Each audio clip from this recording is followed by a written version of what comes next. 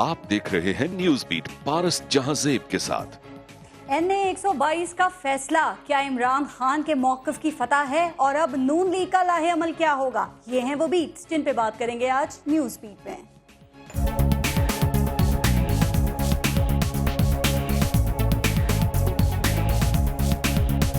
शुक्र है स्पोर्ट्स इतनी देर मैंने खेली हुई है, प्रेशर लेना आता है, सुबह से टेंशन 9 बजे से लगी हुई है। आज का जो फैसला है, मैं इस फैसले को तस्लीम करता हूं। जो फैसले की कॉपी मुझे मिली, इसमें रिगिंग का कहीं कोई जिक्र नहीं है।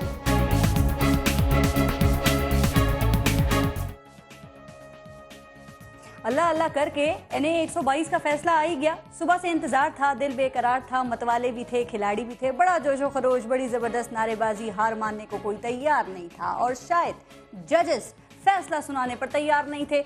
सब थे मुंतजिर किसकी विकेट गिरती है, सब थे मुंतजिर किसकी जीत होती है। लग रहा था कि सब जीत रहे थे, लेकिन सिर्फ इंतजामिया हार रही थी, क्योंकि सुबह से अपनी अपनी जीत की खबर के लिए बेकरार मतवालों और खिलाड़ियों में बार बार टकराव हो रहा था। लेकिन सुबह 10 बजे से शुरू होने वाला इम्तहान आखिरकार शाम 7 बजे खत्म हुआ। नून लीगी मतवालों की उम्मीदों पर पानी पड़ गया और कप्तान के खिलाड़ी खुशी के समंदर में गौते खाने लगे, क्योंकि पहले दिन से 4 हलकों में धांधली का शोर मचाने वाले इमरान खान 2 हलकों का फैसला अपने हक में ले गए। बाकी 2 का फैसला रास्ते में है, लेकिन कहा जा रहा है कि अदालतों के स्टे ऑर्डर्स की आड़ लेकर इन हलकों के फैसलों में बेपनाह ताखीर कराने के बावजूद फैसला आ ही गया। और अब इन 2 फैसलों ने नून लीग के इंतखाबी मैंडेट पर एक बड़ा सवालिया निशान लगा दिया है। सवाल ये भी है कि क्या अब जुडिशल कमीशन की रिपोर्ट भी मुतनाज़ा हो गई है। जुडिशल कमीशन अगर कप्तान की तजवीज़ के मुताबिक तहकीकात करता तो शायद ढोल का पोल पहले ही खुल गया होता। एक आम सवाल एक आम आदमी के लिए जो ना तो इंतखाबी बेज़ाब्तगियों को जानता है, ना इलेक्शन कमीशन के तरीक़ेकार को समझता है, क्या धांधली हुई है या इंतखाबी बेज़ाब्तगी के नाम पर चेहरे से धांधली का दाग हटाया जा रहा है। वो ये भी नहीं जानता था कि क्यों हर हल्के में इंतखाबी बेज़ाब्तगी का फ़ायदा सिर्फ मुस्लिम लीग नून को ही मिला है, किसी और जमात को क्यों नहीं। बहरहाल अब कप्तान के हौसले आसमान पर हैं और शायद निगाहें इस्लामाबाद पर। देखना यह है कि क्या उनके अंदर एक बार फिर इलेक्शन 2015 में होने की उम्मीद जागती है या अब 2018 की तैयारी ही है। इसी बारे में हम बात करेंगे। हमें ज्वाइन किया है PMLN से, हमारे साथ मौजूद हैं मियां जावेद लतीफ़ साहब। JUIF से हमें जान अचकज़ई साहब ने ज्वाइन किया है। पाकिस्तान तहरीक इंसाफ से एजाज चौधरी साहब हमें ज्वाइन कर रहे हैं प्रोग्राम में, और सीनियर एनालिस्ट मोहसिन बेग साहब ने ज्वाइन किया है। अस्सलाम वालेकुम, बहुत शुक्रिया आप सबका। एक छोटा सा ब्रेक लेंगे, देखते रहेगा न्यूज़ बीट।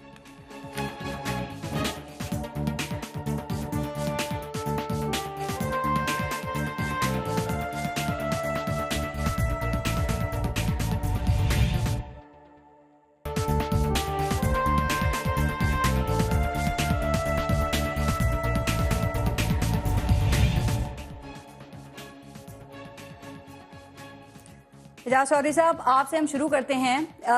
NA 122 का फैसला और अयाज सादिक साहब का डी-सीट होना से कहा जा रहा है कि पाकिस्तान तहरीक इंसाफ के लिए ना ये बहुत ज़रूरी था, चूँकि जुडिशल कमीशन की रिपोर्ट और उसके बाद फिर कुछ जो बाई इलेक्शन के फैसले आए जिसमें आपको शिकस्त हुई, तो मुराल पाकिस्तान तहरीक इंसाफ का काफ़ी डाउन हो गया था। तो आज के फैसले के बाद ये कितनी बड़ी आप इसको अपनी कामयाबी तसव्वुर या महसूस कर रहे हैं और किस हद तक आप चार्ज हैं? वैसे खान साहब ने तो आज अल्टीमेटम भी दे दिया है इलेक्शन कमीशन को 2 हफ्ते का। जी बहुत शुक्रिया पारस। पहले तो मैं अल्लाह का शुक्र अदा करता हूँ कि जिस सियासत की बुनियाद इमरान खान ने पाकिस्तान में रखी है जी, उसमें एक तो स्ट्रगल का पहलू बिल्कुल वाज़ेह है और दूसरा ये कि आम आदमी के पास उसकी कुव्वत असल वोट होती है। ठीक। और वोट का तकद्दुस और उसकी सैंक्टिटी के लिए एक बड़ी तहरीक चलाना पड़ी। आगाज़ में आपको पता है, जैसे आपने कहा कि 4 हल्कों की बात हुई थी और जब 1.5 साल वो ना हो सका तो हमें सड़कों पे आना पड़ा, और अब 2 हल्कों से एक ही जैसा फैसला सामने आया और 2 अभी बाकी रह गए। इसलिए मैं समझता हूँ कि ये पूरी जो सियासी जद्दोजहद करने वाले लोग हैं, मैं अपने जैसे कारकुनान की बात कर रहा हूँ, यहाँ अपनी सियासत की अशराफिया की बात नहीं कर रहा, कॉन्स्टिट्यूएंसी लीडर्स की बात नहीं कर रहा, मैं सियासत के अंदर जेन्युइनली पॉलिटिकल वर्कर के तौर पे मेहनत करने वालों की बात कर रहा हूँ।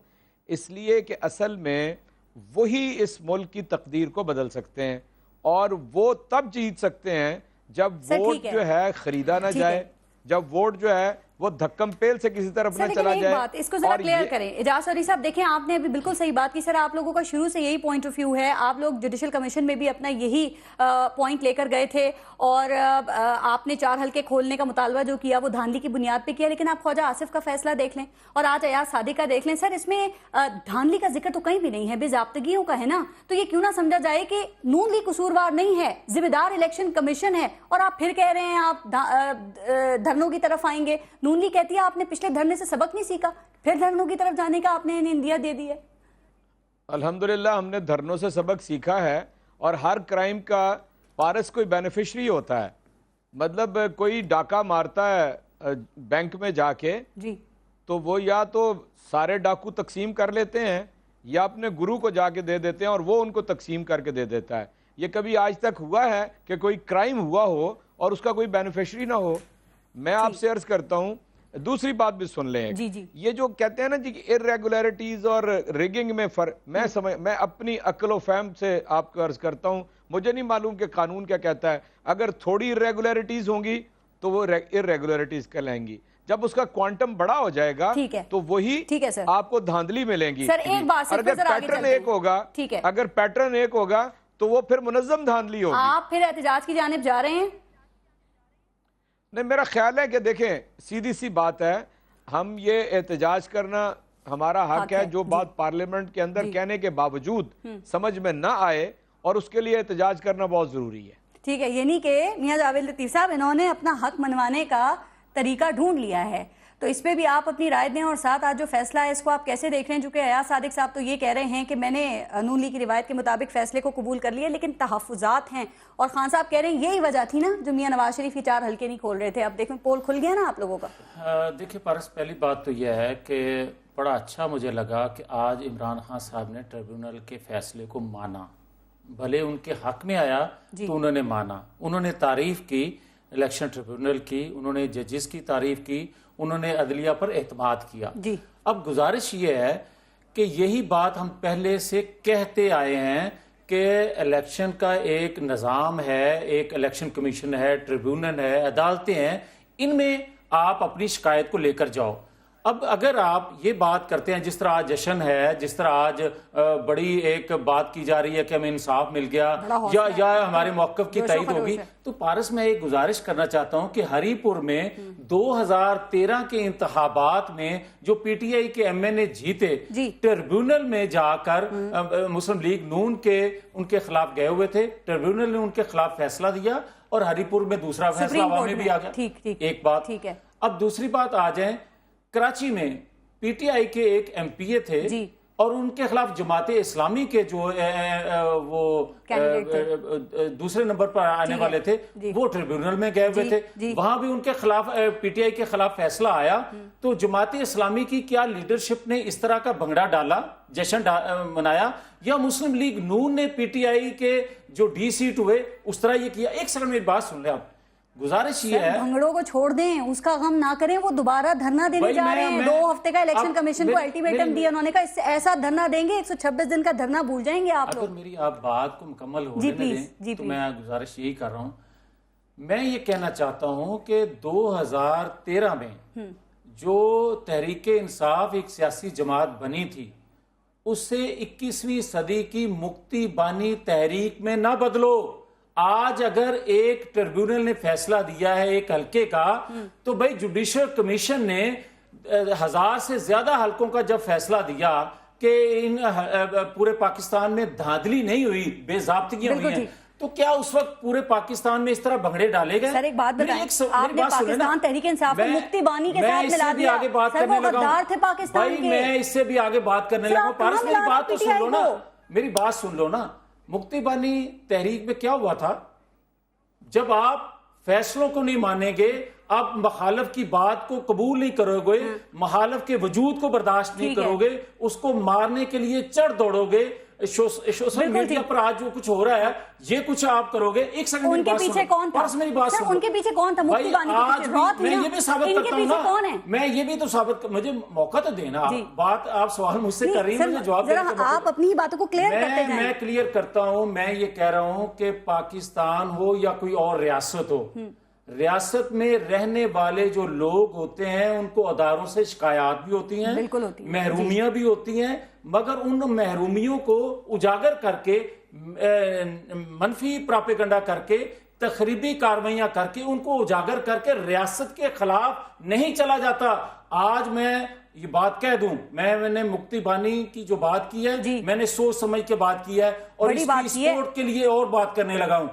पाकिस्तान के वजूद में आने के बाद एक ऐसी ट्राइका बनी जिसका एक था शेख मुजीबुर रहमान और दूसरा है अल्ताफ हुसैन और तीसरा है इमरान खान, जिन्होंने पाकिस्तान में रहने वाले लोगों की महरूमियों को इस तरह नेगेटिव तरीके से उजागर करके अपनी ख्वाहिशात पूरी करने के लिए आज कुछ सर आपने मुजीबुर रहमान का नाम लिया, वो बांग्लादेश ले गए, मुझे अल्ताफ हुसैन और इमरान खान क्या लेकर जाएंगे? लेकिन मेरी बात मुकम्मल हो लेने दे। मैं इसलिए ये बात कह रहा हूं कि आज अगर इमरान खान साहब के हक में एक ट्रिब्यूनल ने फैसला दे दिया तो उनको ये चाहिए था कि मुझे इदारों पर एतमाद है, मैं इनके ही दरवाजे खटखटाऊंगा, धरने की बात ना करते। आज पाकिस्तान में दहशत गर्दी है, पाकिस्तान के बॉर्डरों पर जो कशीदा सूरत हाल है, सब सही है। सर आप कितना नाराज हो रहे हैं? उन्होंने आपसे क्या मांगा है? उन्होंने एक साफ सुथरा इलेक्शन कमीशन मांगा है आपसे। अगर आप साफ सुथरा इलेक्शन कमीशन मांगते हैं तो हरिपुर में किसने हराया भाई, ये तो मुझे बता दें।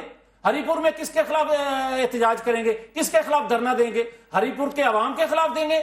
यहां तो ये बात कर रहे हैं ना कि मैं इलेक्शन कमीशन के खिलाफ दूंगा, वहां किसके खिलाफ देंगे? वहां तो इनकी हुकूमत भी थी, इनकी इंतजामिया भी थी, वहां इनको 40,000 वोटों से लोगों ने शिकस्त दी। ये अवामी अदालत का फैसला है, जो बार बार कहते हैं कि मैं अवामी अदालत में जाऊंगा, अवामी अदालत में जाऊंगा। आपने जो सवाल उठाए तो बात है कि मैं इजाज चौधरी साहब से जरा जवाब लूंगी, लेकिन बाकी सबको भी शामिल कर लूं। जाना चकज़ई साहब, सर ये कहा ही जा रहा है कि पाकिस्तान तहरीक इंसाफ की जो सियासत है ना, वो अब तक आप लोगों पर तनकीद करने की बुनियाद पर चल रही थी, लेकिन आज जो फैसला आया है तो क्या लगता है कि जो इनका जारहाना स्टाइल है वो इनको सूट करता है और जो बातें वो कर रहे थे वो ठीक थी? बिस्मिल्लाहिर्रहमानिर्रहीम। आज इमरान खान साहब शादी के बाद उनको एक बड़ी खुशी नसीब हुई है, लेकिन मेरे बहनें और भाई जो पीटीआई के हैं वो जश्न मना रहे हैं। ना उन्होंने सीट जीता है, ना उनका बंदा जो है वहां पे जीत चुका है। एक सीट खाली हुई है, अभी कमीशन में जाना है, अभी सुप्रीम कोर्ट में जाना है, अभी तो उन्होंने अपने हक एग्जास्ट करना है और अभी से जश्न। असल में खान साहब वो मायूसी छुपाना चाहते थे जो जुडिशल कमीशन के बाद उनकी दानवी की तमाम दलील के जमीन बोस हो गई थी और वो एक शिकस्त खुर्दा लीडर के तौर पे, एक डिमोराइज लीडर के तौर पे उभरे थे। आज उनकी जबान और लैंग्वेज और जो शर्म वाली फिर जो है अदालतों ने मान लिया ना, वो सही कह रहे थे। अदालतों ने देखिए उन्होंने दांधली फैसला दिया है तो इनके खिलाफ जो आए हैं वहां हमारा हुक्म माना गया। अदालतों ने जुडिशल कमीशन इस बुनियाद पे बना था कि उन्होंने कहा कि मुनज़्ज़म दांधली हुई है, उन्होंने रिजेक्ट किया। अब एक ट्राइब्यूनल ने फैसला दिया है, उन्होंने नहीं कहा कि मुनज़्ज़म दांधली हुई है, उन्होंने कहा है कि दांधली हुई। ये तो पाकिस्तान के हर इलेक्शन में होगी, आइंदा भी होगी। और फिर ये डरना अब फिर कहीं से कॉल आ गया है, लंदन की बजाय लग रहा है कि वाशिंगटन से कॉल आया है कि आप लोग फिर डरना। भारत अच्छी बात ये देखें, इमरान खान साहब आज बड़े खुश हैं, लेकिन खुशी के मौके पर वो डीजल को नहीं भूले, उन्होंने उसका भी जिक्र किया। लेकिन देखिए आज उसकी जो जबान बाजारी जबान है वो आपके सामने। अब मैं नहीं कहना चाहता वही बाजारी जबान, वरना मैं इनको आसानी से कोकीन खान भी कह सकता हूं। लेकिन इंपॉर्टेंट ये है कि अगर हमने इसको सिस्टम को डिस्टेबलाइज करना है धरनों के जरिए और इसको एक इंस्ट्रूमेंट बनाना है तो कल और भी आएंगे और इसी तरह खान साहब जो है एक ऐसे अलामत साबित होंगे कि इस मुल्क में इसके भी स्टेबिलिटी नहीं आएगी। खुद जमहूरियत के लिए उनका एहतराम ये है कि आज तक असेंबली नहीं गए, अपने हल्के में नहीं गए। रिजल्ट के बाद जाऊंगा, उन्होंने कहा जाऊंगा, शायद चले जाएं। 56 में नहीं गए, 2 साल से इलेक्ट हो गए, 2 साल से होके हल्के में नहीं गए। फिर आप समझते हैं यूटर्न लेने के खदशात सामने आ सकते हैं अगर वो सुप्रीम कोर्ट चले गए? अगर आप एक ऐसी लीडरशिप की बात कर रहे हैं जिनकी ट्रैक रिकॉर्ड सबके सामने है, उनकी अखलाकी जो जवाब है वो खत्म हो चुकी है जुडिशल कमीशन के बाद। सर अखलाकियात पे बात ना करें, वरना फिर जो मॉरल स्ट्रेंथ है ना उस पे क्या याद सादिक साहब को अब स्पीकर रहना चाहिए अगर वो सुप्रीम कोर्ट में चैलेंज करते हैं। मैं आपसे बात करूंगी, लेकिन जरा मोहसिन बेग साहब को भी शामिल कर लूं। मोहसिन बेग साहब सर सबसे पहले तो ये बताएं कि आज जो ये फैसला इतनी ताखीर से आया है, आपको इसकी क्या वजह लगती है? कोई इंतजामी वजह है या कोई कानूनी वजह है? और जो ये फैसला है दोनों पॉलिटिकल पार्टीज की क़यादत पर, इसके क्या असरात आप पड़ते हुए देख रहे हैं, स्पेशली पीटीआई पर? पारस, पहली बात तो यह है कि आपने 3 पॉलिटिकल पार्टीज के रिप्रेजेंटेटिव बैठाए हुए हैं। मैं एक जर्नलिस्ट हूँ मेरा तो बड़ा फेयर किस्म का एनालिसिस होगा जी। बेसिकली इसके देर के आने की जो भी वजह हो, लेकिन चलिए एक ऐसा फैसला आया जो कि मेरे ख्याल में इमरान खान के लिए तो बहुत ही उसके मौक़िफ़ की तायीद करता है। उन्होंने इन्हीं 4 हलकों का जिक्र किया, 100% विक्ट्री है उसकी, मैं ये समझता हूँ। आज अगर ये जैसे हमारे पार्टिसिपेंट्स कह रहे हैं कि वो बहुत जश्न मना रहे हैं, उसको मनाना चाहिए, उसके मौक़िफ़ की एक लेकिन एक बात जरा क्लियर करें, देखिए जो इलेक्शन ट्रिब्यूनल है ना, उसमें उसके टाइमिंग के मुताबिक फैसला 6 माह में आना चाहिए मोहसिन बेग साहब, लेकिन ये फैसला आया है 26 माह बाद। सर अगर ये मुकर्ररा टाइम के दौरान आता, इस मुल्क में टाइम पे देखें, इमरान खान या जो नई नस्ल है वो क्यों चीखें मार रहे हैं? वो इसीलिए मार रहे हैं कि हमारी कोर्ट्स डिलीवर नहीं कर रही, टाइम नहीं है, जस्टिस इतना डिले होता है। जस्टिस डिले होने का मतलब है कि जस्टिस नहीं मिलता लोगों को। आज भी आप देखें कि हमारे जो चीफ जस्टिस नए बने हैं वो कहते हैं मैं ओहदे को जूते की नोक पे रखता हूं। इन फैसलों को जो मुस्तकबिल पे असरअंदाज होने वाले हैं, जो आने वाले दिनों में नई नस्लों के लिए एक एग्जाम्पल बनेंगे, उनको दिनों में डिसाइड होना चाहिए। लेकिन मेरा सवाल ये था, 2 महीने मुकर्ररा वक्त पे अगर इसका इलेक्शन ट्रिब्यूनल का फैसला आता तो क्या फिर आपके ख्याल में धरना नहीं होता? अगर आ जाता तो देखें, अगर फैसले टाइम पे आ जाएं तो इस मुल्क के आधे से ज्यादा मसाइल खत्म हो सकते हैं। अभी भी इनको स्टे ऑर्डर जो है वो महीने 2 महीने की तारीख नहीं मिलनी चाहिए। पहली डेट पे 2 घंटे के अंदर इस का फैसला हो सकता है कि ये फैसला जो इन्होंने किया वो सही है या नहीं है। ठीक, ख्वाजा आसिफ साहब के हवाले से इमरान खान ने आज कहा ना कि अब उन्हें कोर्ट के पीछे, ये स्टे ऑर्डर के पीछे छुपने नहीं दिया जाएगा, वो ना छुपें। लेकिन मैं जानना आपसे ये चाह रही हूँ, आपने कहा मुकर्ररा वक्त पे फैसले होने चाहिए, तो क्या मोहसिन बेग साहब फिर ये समझा जाए, इसका मतलब ये लिया जा सकता है कि हमारे मुल्क के सिस्टम में इतनी गुंजाइश है कि एक मशकूक मैंडेट रखने वाला शख्स 2.5 साल से कौमी असेंबली के स्पीकर के ओहदे पर फाइज रहा? इतनी गुंजाइश है हमारे सिस्टम में। पारस, आप देखें कि हमारे मुल्क की हिस्ट्री उठा लें, यहाँ इतने ढीठ पॉलिटिशियन हैं, इतने ढीठ हैं, कुछ भी हो जाए रिजाइन का नाम नहीं लेते। शर्म आनी चाहिए। जो मुल्क आपको इतना ओहदा देता है वहां थोड़ा सा इंसाफ करें, अपनी इज्जत का भी ख्याल रखें और इस मुल्क की इज्जत का भी ख्याल रखें। अगर आपका मैंडेट मशकूक है तो दोबारा इलेक्शन में जाएं, स्टे लेते हैं, पूरा 5-5 साल बैठते हैं और फिर आके टीवी पे उनके रिप्रेजेंटेटिव उसको डिफेंड भी करते हैं। जो आपके पार्टिसिपेंट है उन्होंने मुफ्ती बानी, शेख मुजीब, ये MNA है, मैं माजरत के साथ इनको कहना चाहता हूं कि थोड़ी सी हिस्ट्री पढ़ लें, फिर किसी का एग्जाम्पल दिया करें। नेशनल टेलीविजन है, इसके ऊपर कौम को गलत हकायक मत बताएं, थोड़ी सी हिस्ट्री पढ़ के आए। वो कह रहे हैं मैंने सोच समझ के कहा है और शायद हिस्ट्री भी पढ़ी होगी आपने, पता नहीं कहां से। मैं थोड़ी सी इस्लाह कर दूं, ये मेरी इस्लाह करने के लिए छोटी बात है कि मेरी बात सुनिए। इन्होंने कहा कि थोड़ी सी हिस्ट्री पढ़ ले, ये हिस्ट्री पढ़ें।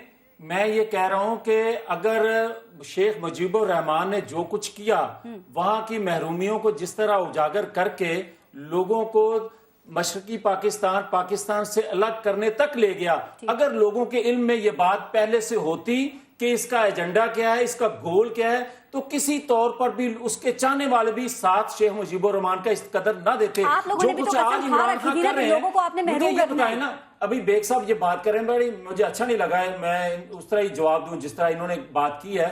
लेकिन मुझे ये बताएं कि इमरान खान साहब अगर आज ये बात करते हैं कि हर अदारे के में काम करने वाले को ओए कहना, हर अदारे में काम करने वाले को गाली देना, अपने अदारों को कमजोर करना, ये पाकिस्तान की खिदमत है या वही मुफ्ती बानी की जो मैं बात कर रहा हूं, मुफ्ती बानी का जिक्र कर रहे हैं और आप कह रहे हैं सोच समझ के कर रहा हूं। ये गैर मुल्की एजेंडा है। जुल्फकार अली भुट्टो के खिलाफ भी दांदली में जो तहरीक चली वो भी गैर मुल्की एजेंडा था, गैर मुल्की फंडिंग हुई थी, यहाँ भी गैर मुल्की फंडिंग हुई है। आपके कायद ने चलाई थी असगर खान साहब ने। भाई मेरी बात सुन लेना, मैं अपनी बात कर रहा हूं, मैं आज की बात कर रहा हूं कि आज भी जो दांदली में तहरीक चलने की बात की, धरनों की बात की, यहाँ भी गैर मुल्की फंडिंग थी। 1977 में, जून 1977 में जुल्फकार अली भुट्टो ने इस्लामी ममालिक के सरबराहान की कॉन्फ्रेंस में यह बात की थी कि पाकिस्तान में गैर मुल्की मुदाखलत हो रही है, पाकिस्तान को डिस्टेबल करने की कोशिश की जा रही है। 5 जुलाई 1970 को उसी जुल्फकार अली भुट्टो का तख्ता उलट दिया गया। ये बेगसब तारीख है, ये भी तारीख पढ़ें। ठीक है जासौरी साहब, मैं एक ब्रेक ले लूं और फिर मैं आपको पूरा मौका दूंगी कि आप इसका जवाब दे दें। जी भारत, थोड़ी सी गैर मुदाखलत का जिक्र मैं भी इन साहब बता दूं मियां साहब को कि गैर मुल्की मुदाखलत वही है जहां इनके लीडर भाग के चले जाते हैं और भाग के नहीं चले जाते। आप जैसे तजियाकार जब होंगे तो यही तजिया करेंगे। आप जैसे तजियाकारों को खुदा का खौफ करना चाहिए। तो पाकिस्तान में आज जो कुछ आप कर रहे हैं ये किसी तौर पर भी मुनासिब नहीं है। आप मुझे ये बताएं, ये मुल्क 2.5 साल हो गए, पाकिस्तान की हुकूमत बने 2.5 साल हो गए। 2.5 सालों में धांधली के अलावा मुझे बताएं और किया क्या है? लतीफ साहब बुरा क्या इस्लाह की है? मुझे ब्रेक रिफॉर्म्स लाने की ये तो मैं बात की है? रासौरी साहब से पूछूंगी। सर मुझे ब्रेक 2.5 सालों में 6 वो असेंबली में शख्स नहीं गया। चले सर, आपके लीडर भाग के नहीं गए, आपके लीडर भाग के नहीं गए, आहिस्ता आहिस्ता चल के चले गए होंगे बाहर पाकिस्तान से। ब्रेक ले लेते हैं, ब्रेक के बाद मजीद बात करेंगे और जासौरी साहब से इन सवालों के जवाब लेंगे। देखते रहेगा न्यूज़ बीट।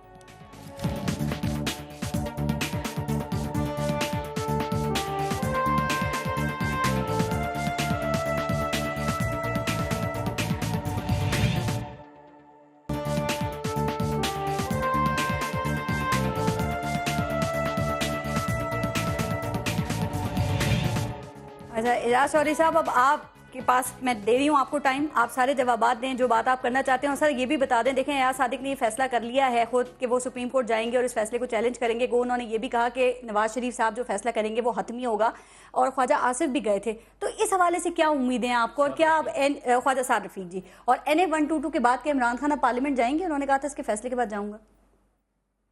जी, पहली बात तो मैं ये अर्ज़ कर दूं कि इमरान खान इंशाअल्लाह पार्लियामेंट में जाएंगे।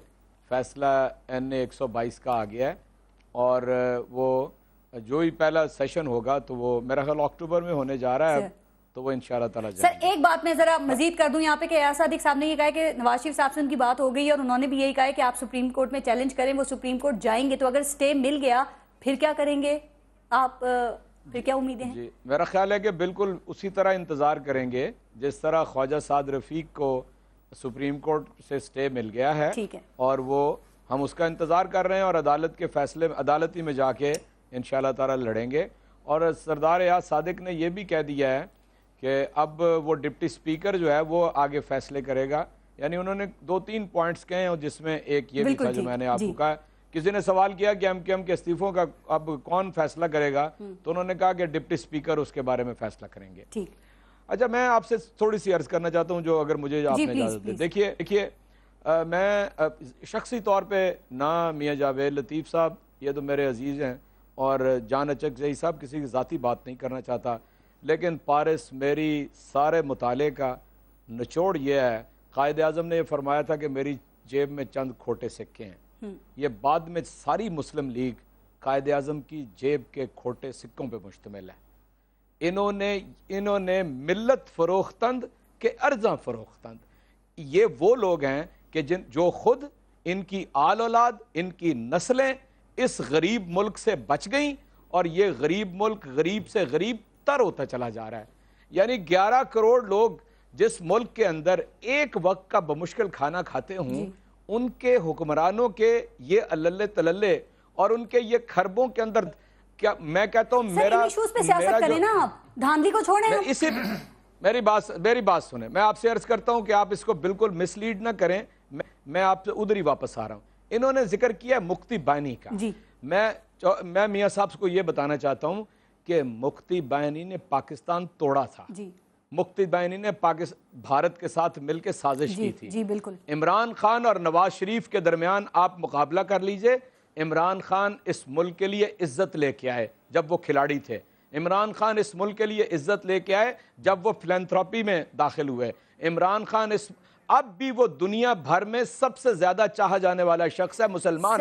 मैं इमरान खान के बारे में सुन ले, मेरी बात आगे बात कर ले सर। आप खिलाड़ी तो कहते हैं, लेकिन ये कहते हैं वो सियासत में अनाड़ी हैं। ये नून लीग कहती है उनको खिलाड़ी तो मानते हैं। मेरा ख्याल है कोई ऐसी बात नहीं है। मुझे इत्तफाक है कि जो सियासत पाकिस्तान के अंदर बाकी सियासतदानों को आती है ना, अपनी हुकूमती नशिस्त से और इक़्तिदार से माल बनाने वाली और पाकिस्तान को हड़प करने वाली, वो सियासत इमरान खान को नहीं आती। मैं पूरी जिम्मेदारी उसके अंदर 100 कोताहियां आपके ना। मेरी बात नहीं खत्म, मेरी बात नहीं खत्म हुई अभी। इमरान खान बिल्कुल, मेरी बात समझ, एक मिनट प्लीज मेरी बात सुन ले, मेरी बात सुन ले, अभी नहीं मुकम्मल हुई। मियां साहब मेरी बात सुने। मैं इसलिए उसके काबिल नवाज शरीफ तो पैसे दे के सियासत में आए थे, सारे पाकिस्तानियों को पता है जिलानी को 80 लाख रुपया मियां शरीफ साहब ने दिया था सियासत में आने के लिए। फिर यहाँ से मियां साहब अब मेरी बात सुने, ऐसा नहीं होगा, मैं नहीं रुकूंगा,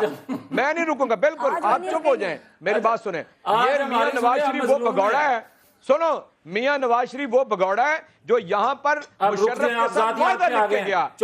अब आप जातियात पे आ गए, बस कर दे आप। नहीं ना कोई जातियात नहीं है, आप मेरे ऊपर जो चाहें जो अल्फाज इस्तेमाल करें वो गलत है। आप जो अल्फाज इस्तेमाल कर रहे हैं, जो इमरान और कहा कि मुआहदा नहीं हुआ। सर एक-एक करके बात करें, फिर समझ नहीं आएगी लोगों को। शहजादा मुकर्रम पाकिस्तान है जो ये बताने के लिए कि ये झूठ बोल रहा है नवाज शरीफ, ये मुआहदा लिख के गया था, मुआहदा लिख के गया था, इसलिए इमरान खान का और नवाज शरीफ का कोई मुकाबला नहीं हो सकता। उन्होंने खोटे सिक्कों की बात की, कायद-ए-आज़म की मुस्लिम और खोटे सिक्कों का कोई मुकाबला नहीं हो सकता। अभी एक बेग साहब ने भी बात की थी, पहले उसका मैं जवाब दे लूं। उन्होंने कहा था कि आज के फैसले के बाद उनका मैंडेट जो था वो मशकूक साबित हो गया, लिहाजा उनको शर्म आनी चाहिए। एक उन्होंने बात की। मैं ये कहता हूँ स्पीकर साहब के मुताबिक कह रहा हूँ ना, एक मैं ये बात जुडिशल कमीशन के फैसले के बाद, एक सेकंड बेग साहब प्लीज, एक सेकंड। जुडिशल कमीशन के फैसले के बाद इमरान खान साहब जो कंटेनर पर कहते आए, लोगों को बेवकूफ बनाते रहे, अपने वोटर्स को, जिनको कहते रहे कि एक मुनज्जम धांधली से मेरा इलेक्शन चुराया गया है, क्या जुडिशल कमीशन के फैसले के बाद उनको शर्म आई? उनको ये शर्म आई कि आज लाहौर में खड़े होकर ये कह रहे थे, जो अभी एजाज चौधरी साहब ने बात की कि खोटे सिक्के और पता नहीं ये क्या क्या बातें करते रहे। सर शर्म की आपने मेरी बात सुनिए ना, मुझे ये बता दें कि इमरान खान जो आज खड़े होकर अलीम खान पर फख्र कर रहे थे। अच्छा अब बात रिपीट हो रही है ना, अब मैं सवाल कर लूं सर, अगर एयाज सादिक साहब सुप्रीम कोर्ट जाते हैं और फर्ज करें सपोज उन्हें स्टे मिल जाता है, अभी आपने शर्म और हया का कुछ जिक्र किया ना, इखलाकियात की भी बातें हो रही हैं, तो मैं आपसे पूछ रही हूँ क्या एयाज सादिक साहब ये मॉरल स्ट्रेंथ है कि वो स्पीकर रहे हैं? सच बताना है। मेरी पास बात सुन लें, अगर मेरी जात की बात करेंगे ना, मैं एक सियासी कारकुन हूँ, मैं तो कहता हूँ कि एयाज सादिक को स्टे के लिए भी नहीं जाना चाहिए। एयाज सादिक को अवाम की अदालत में जाना चाहिए, फिर से मैंडेट लेकर आना चाहिए, और मैं दावे से कहता हूं उसके फजलो करम से कि एयाज सादिक जो है पहले से 2 गुना वोटों से जीत कर आएंगे। जो हरिपुर का, हरिपुर में 5 किसको दे रहे हैं? आपने कायद को दे रहे हैं, क्योंकि नवाज शरीफ साहब ने तो उन्हें कहा कि आप सुप्रीम कोर्ट जाओ, फैसले को चैलेंज करो। आपने मेरी बात की है, आपने मेरे दिल की बात पूछी, आपने दिल की बात कायद तक पहुंचाई है। मेरी अर्ज सुन लेना, इस तरह पारस ना अपनी बात करें।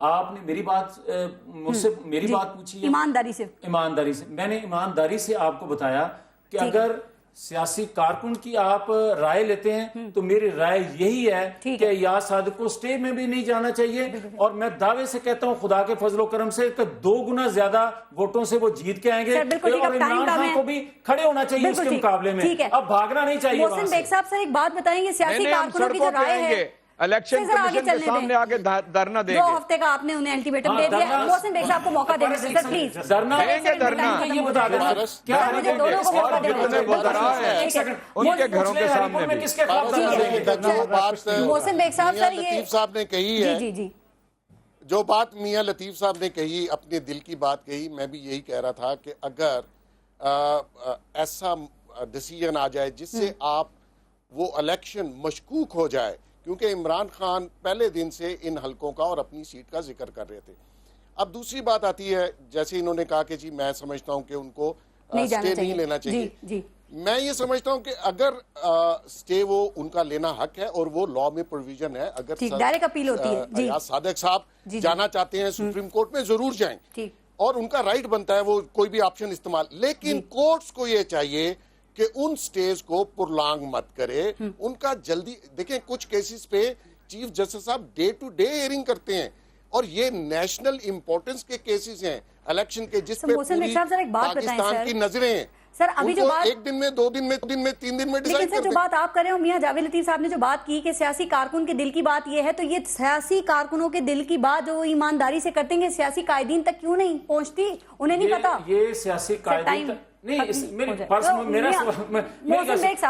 इसलिए सियासी कारकुन की तो आप बात सुनती हैं, लेकिन दूसरी तरफ लीडरशिप है, ये आज जो धरने की बात कर रहे हैं, मुझे ये बताएं कि हरिपुर के फैसले पर धरना तो दिया नहीं, किसके खिलाफ दिया भाई वहां धरना? और यहाँ जो धरने की बात कर रहे हैं वो फैसले मैं आपके लीडर की बात कर रही थी। 6 दफा आप बात कर चुके हैं। मैंने आपके लीडर की बात कर सर उनको मौका दे दें। आपके इत्तेहादी हैं बात है। जी, देखिए आपके मतलब की बातें ही करेंगे वो। देखिए पहली बात हुई है जहां तक स्पीकर का ताल्लुक है, इखलाकी तौर पे वाकई उनका जो पोजीशन है वो कंट्रोवर्शियल हो जाएगा, लिहाजा उन्हें ये फैसला करना है कि वो सुप्रीम कोर्ट जाएंगे या आवाम के पास जाएंगे। लेकिन इनकी हैसियत जो है आज खत्म हो चुकी है। इन्हें जो है आज कौम पे इस बात पे माफी मांगनी चाहिए कि जुडिशियल कमीशन के बाद उन्होंने वादा किया था कि हम उसको कबूल करेंगे, जुडिशरी को मलाइन नहीं करेंगे और जाके असेंबली में बैठेंगे और अपना रोल अदा करेंगे। लेकिन एक हल्का अगर ये कल जीत भी जाते हैं इससे कोई फर्क नहीं पड़ेगा। जो अभी तक 6 जमीनी इंतखाबात हुए हैं उसमें पीछे शिकस्त हुई है, लेकिन अब धरने की धमकी देख के 4 हल्कों में से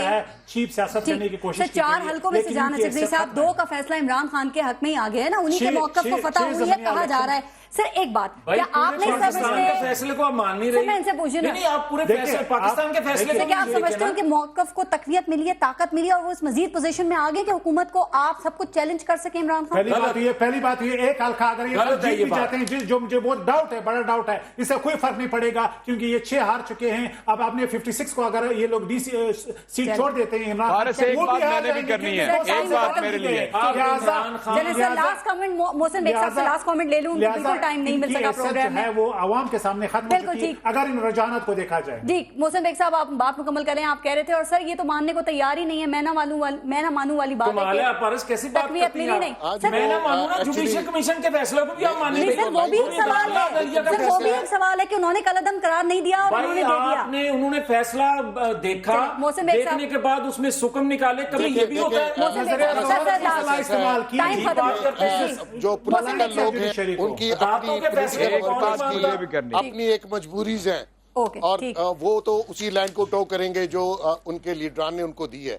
मैं ये समझता हूँ कि पाकिस्तान में एग्जाम्पल इन लीडरान को देना चाहिए, कौम को एक मैसेज आना चाहिए, हमें थोड़ी सी इखलाकियात आने वाली नस्लों के लिए छोड़नी चाहिए। सर उम्मीद है कि हमारे लीडरान जो हैं वो एग्जांपल सेट करेंगे, बहुत अच्छी एग्जांपल्स को सेट किया जाएगा। मोहसिन बेग साहब और एजाज चौधरी साहब, सर बहुत शुक्रिया आप सबका। टाइम खत्म हो गया प्रोग्राम का, अपना अपने मुल्क का ख्याल रखिए। पारस जहां को इजाजत दीजिए, अल्लाह ने के बाद।